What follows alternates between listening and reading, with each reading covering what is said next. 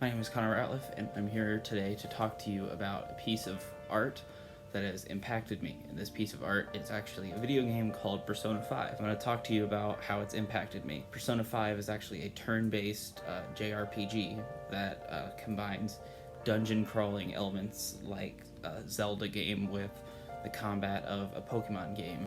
In addition to this, there's another side of the coin where you go to high school and live a normal life as a high schooler in Japan, taking quizzes, hanging out with friends.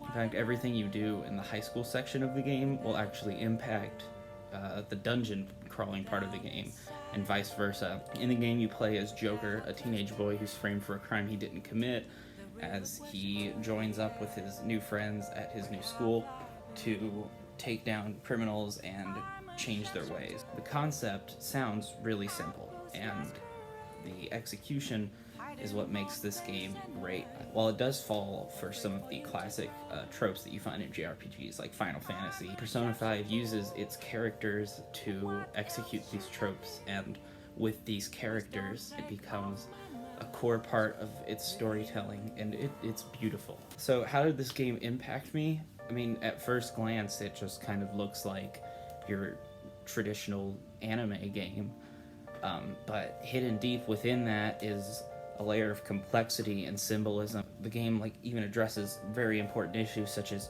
abuse in many different forms and depression. Characters are physically abused by a volleyball coach, and the principal of their school turns a blind eye to the scandal. It challenges your perspective on the world, and it certainly challenged mine, and it makes you take a look within yourself and think if you're being the best version of yourself that you can be, if you're as good of a person as you think you are.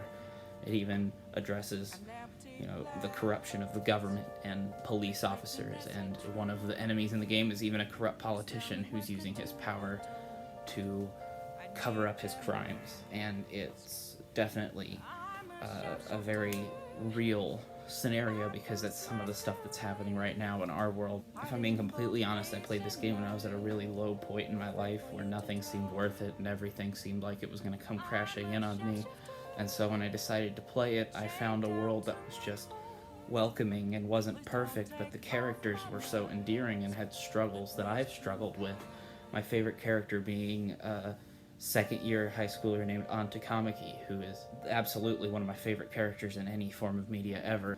She loses her best friend and has to deal with loneliness until finally finding her purpose, her place in the world as she's struggling through who she is and how she can make a difference. I actually started a fan account on Instagram, not only based on the game itself, but on her character, and I've met honestly my closest friends through that account who have shared the same passion for these characters in this game as I have. So when you ask me what form of art has impacted me the most, I'd have to say Persona 5.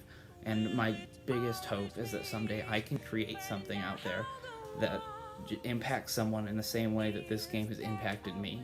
And that's why I decided to make it the subject for this speech. Thank you for listening.